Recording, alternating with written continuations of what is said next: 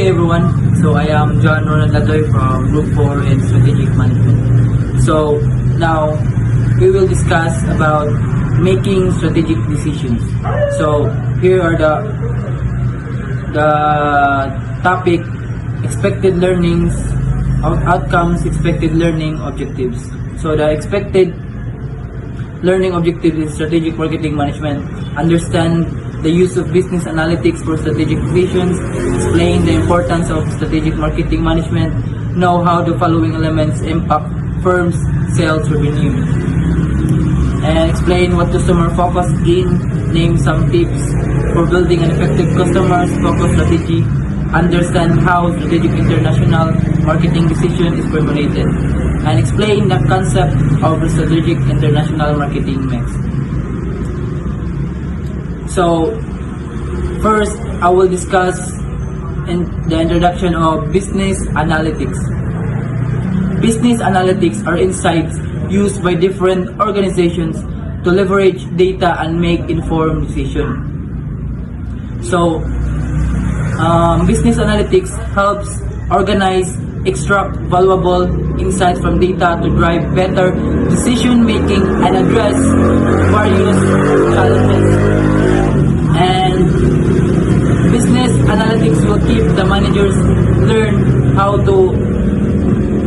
how to assess the organization level of data analytical maturity. So it means the managers can gauge how will their organization utilize data for decision making. And the second is identify existing yet untapped data sources for the organization. So this means they can discover new data sources that haven't been fully utilized. And the third is specify ways to improve the accuracy or a model predicting or a given business outcome. So ang pasabot lang is improve the precision of models that predict business outcomes. Then the fourth is identify strategic, managerial, and organizational problem related to analytics in the organization or industry. So this kani is ma-detect and address issues related to analytics in their industry. So the fifth is articulate differences between casual and predictive analytics. So understand the distinction between cause and effect analytics and predictive analytics. So the sixth is evaluate the current data protection infrastructure of the organization. So this means is evaluate the security measures in place for data protection within the organization. And the last one is identify pertinent risk for the organization and regulation in your industry sector relevant to this risk. So identify the potential AI related risk and relevant industry regulations to mitigate this risk. Good day, everyone. I am Miss Marquez, and I will continue the discussion, which is the topic of the pricing strategy. So, first, let's define what is pricing. So, pricing it is the process of setting an amount or prices of a particular products or services that offered by the businesses.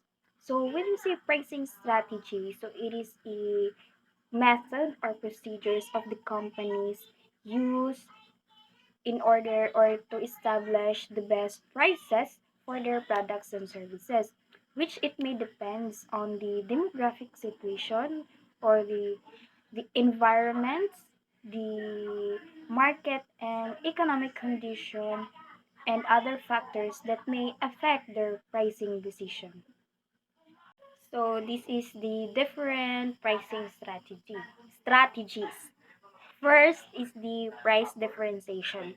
So it is implementing different prices but the same product on different places, which it may depends on the segmentation, location, ability to pay of the customers, economic condition of the place or customers. Like, ani nga lugar as the same product sa other lugar, pero ani nga product is mahal and then sa other lugar is barato, which is nakadepend na sa income of each customers. So, what we say, katong, it depends on the segmentation or the demographic situation. So, second is the loose leading. So, it is the same sa penetration pricing pero lahi niya siya. It is about the product or have the price already set the prices into lower than its cost. So the product are sell at a lower prices in order to compete with others and attract more customers. It say that it might be dangerous for some businesses because the product may possibly drop into the lower prices. So kung when we say naman, which is the third one, is the price penetration, this strategy is quite similar to the loose leading. But this pricing is a combination of lowering the price but with aggressive promotion. So this technique is used to break into the market and gain more market shares, also popularity. So this this price penetration daw is work perfectly or best suits in a competitive market. So di ba katong sa atong retail, the price penetration is good for attracting more customers by lowering the price of the products. Next is the target pricing. So this pricing is a process where they set a estimated competitive price in the market. So this is very common. Techniques relies on the accurate sale estimate and ignore the competitors' pricings or action. So kani ko nung target pricing is like they set a price to be to compete the kanang market. Like if makita nila nga ang ilang competitors is mahal and they will lower their price, or like if makita nila nga good ilang quality, they will higher their price para maka kuan sa customer nga, oh mas mahal, maybe it is a good quality. So next is milking. So what's it milking? So milking is like a premium pricing or the prestigious pricing. So it is a strategy where they set a prestigious, what I said, premium price for their high quality version of their product. So understandable naman siya, no? So next is the average cost pricing. So these pricing are the most commonly used by the businesses. It is where they calculate all the total or all the total cost or expense and their desired profit margin goals. So and then they divide it into their anticipated total sales. So this approach really relies on the accurate sale estimate and the stable cost. Next is the marginal cost pricing. So it is the price at which the additional or the extra cost in producing units of output are added. So kunyari, this is where their target unit of goods they will sell, and then maghimo na pud sila og kanang extra for stocks, and then those nagamit nila for the extra will be added or will be added to the total cost of those katong targeted units of product. So diha makuha ang cost, then it will divide to the numbers of product, then mo na siya ang variable or the marginal cost pricing, I mean. So next is the variable pricing. So kanipod na approach is where the price of your products or services are set according to the kuan or according or based on the current level of the demand. So makabase lang sa end demand, mag-base sa, I mean, it will base on the demand of the products. So next is the customary pricing. So kani we already noticed it, and of course we experience this in bisan asa ta nga mo palit. So kani man god if di ba labaw na karon nagmahal na ang mga raw materials. So they change their price of their products by reducing the size or the product's specification, like the size, the colors, the taste, the weight, di ba? Na uban hindi mahal pero mo lang ang size. Napoy uban na di mo ba nila ang price but they change the kanang timbang, they gibanan nila kanang mga ingredients, and because di ba they adjust like para mupalit gyapon ang customer, but sometimes it will kanang lead to kanang maglibog bitaw ang kanang customers. So di ba daghan kayog mga inani karon because labaw na kay nagmahal ang mga paliton nun. So lastly is the barrier pricing. So reducing the price aggressively. But sometimes kani daw it's for temporary daw ni, like makalit ag ubos ang price but mo na nga kutob lang today or like until December lang, like ano bitaw nga, oh this price is until December 9 lang. Yes, or like makakita mo na sa mga online selling na avail now for this will be 99 for only today. Yes, that is the example of e-buyer pricing. So those are the different pricing strategies. So now let's proceed on deciding the right price. So when deciding pricing decision now, or when we making a price decision, it is important first to calculate all the cost of goods from the raw materials as in tanan nga cost. Of course, it is important. Then next, estimate sales volume and assess the company's competitive strength. So you should consider the customer's needs, the market maturity, of course, as there always the kanang manggawas ng mga trends, diba? Then sales techniques. Of course, next is the culture. It's very important to identify what is their culture, and then the expectation of the customers. Of course, the customers is the most important for these kanang businesses. Then make sure daw that the price can be easily sustained. Like dili bitaw maglibog ang mga customer nganong gahapon barato din karon kalit lang mahal.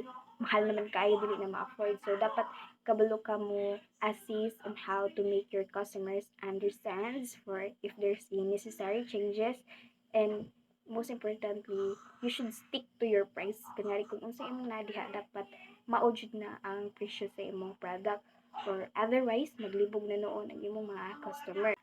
So, di ba importante kayo na you should understand the price, think deeply, like you should kanang mag-brainstorming in making decision for your pricing para dili bitaw kang malugi. Then by that you will can attract kanang more customers, as well as maka-gain ka more profit, kanang mo-boost imong sales. So, I experienced this kanang nakoy share na experience last market fair of this BA department, which I was assigned to do the inventory. As we do the inventory, one of our classmates, which is the kanang atendera, sa pagpinta namo, gamay ra siya og kanang ginansya. Then naapay time daw na makatapal siya or igo ra pod kanang hapak sa iyang additional cost.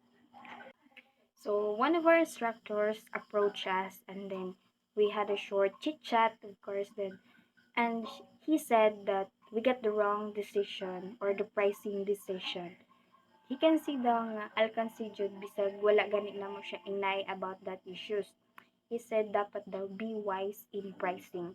Dapat kwintahon jud daw tanan cost. Ayaw dili daw ka dapat mag-uol if mahalan ang customers. You should trust your product. If you trust your product, then go. If people daw will truly love your product, they don't mind the price. It will now depend on how you are going to promote your product.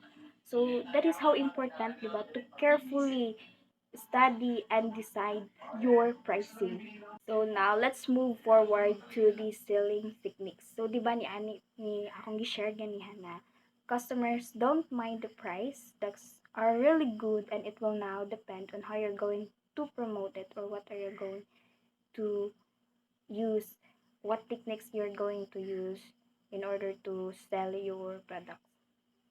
So it is, I'm not saying na dili kayo importante ang price, but it is now like your way on how you're going to promote your product bisag unsa pa nga prices.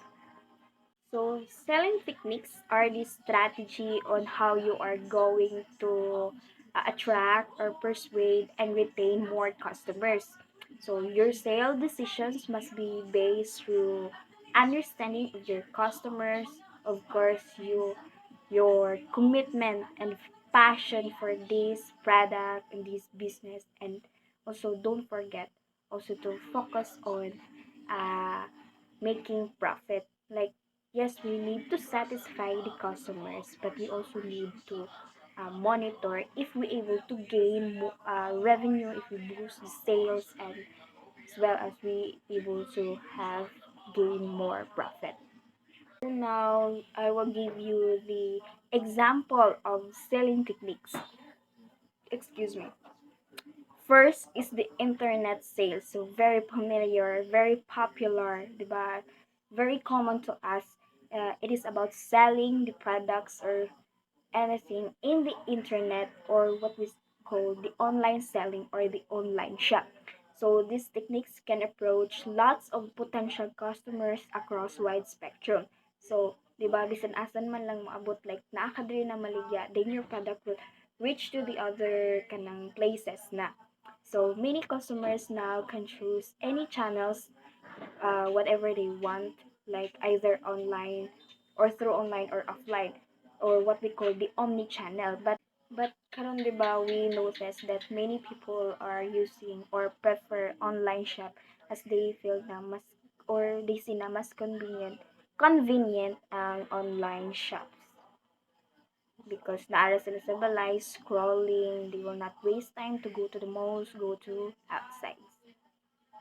Next is the reducing selling cost and improving efficiency through online selling. So, online selling can provide latest details or data about the products, special offers, sales, customers' preferences or likes, and many more. So, diba, by using online selling, customer can have a fast inquiries, answer their questions, and also accurate transmission of their order details, like in the Shopee, like makita nimo the feedback, of course.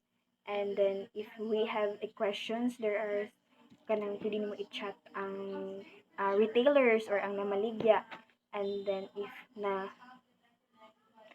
na deliver na, like kung na ma-track nimo, ma-trace nimo kung asa na siya, if padong na ba siya, and then kung kano sa siya ma-deliver. So next is the building customer loyalty online. So we all know naman how important the customer loyalty program because we tackled it bisag asa na subject. So it is important to value our loyal customers as we want them to keep and retain to our business, buy again to our stores, and purchase more products. So this building customer loyalty online is making easier for a customers to do their business with you. So example of that is giving exclusive promos, discounts, or like giving them assurance that they are part of the business as the owner, are open to any ideas, feedbacks, suggestions from its customers, or like you will make a, or the business will make a website where your loyal customers can access to it, and they can see or avail mga promos, so then mga points nila nga naa dito unsa ilang pwedeng makuha or ma-benefits, and if they able to gain more points unsa ilang pwedeng gamitan, and etc. So next is boosting internet sales. So of course you need to boost your sales, trends, new strategies in good customer service, building relationship with your customers, of course, and of course the customer loyalty program in online. And by that, diba, you can boast you can boost your sales or increase your sales and gain more profit. So now let's tackle about the different issues affecting the online business actions. First is the content, of course. It is very important. Oh, excuse me. It is very important of the content of your kanang sites or your page, and kanang it's really kanang relevant, dili walay mga nakalapas or mga illegal na mga information. Dapat pod fact, relevant with evidence ang imong mga content, and dili bitaw siya makadaot or makalain sa tao, of course. Next is the communication, of course, very important that you able to communicate with your customers through online. Next is the customer care. Of course, it's very important that you care your customer even if they naalang sila sa online. Next is community and culture. So, bisag naa ka sa online, you should consider their community, their cultures. You should respect on what they are, kung unsay ilang culture, unsay ilang belief. And next is convenience and ease. Of course, dapat sa online selling, customers can feel kanang convenient and easy to kanang find your online shop, and kanang dili libog, of course, and like the customers can say na they really satisfy and like they really like your online shop. Next is connectivity, and next is the cost and profitability. Of course, very important. Dapat if the online shop, you can still gain profit. You should know the cost, and also dapat naka-profit. You're able to gain profit. Customization capabilities, of course, which kanang dapat dynamic. You are responsive and flexible to your customers. And lastly is the competitiveness, which is very important. The even if naka sa online, you will say na, oh, this is very sikat naman, there's very popular. You should still know na to maintain na how you're going to compete with others, how you're going to make your strength kanang paataasan pa increase, then kanang seek for more opportunities in order to be competitive against your competitors. And that's all. The next slide will be continued by the next reporter.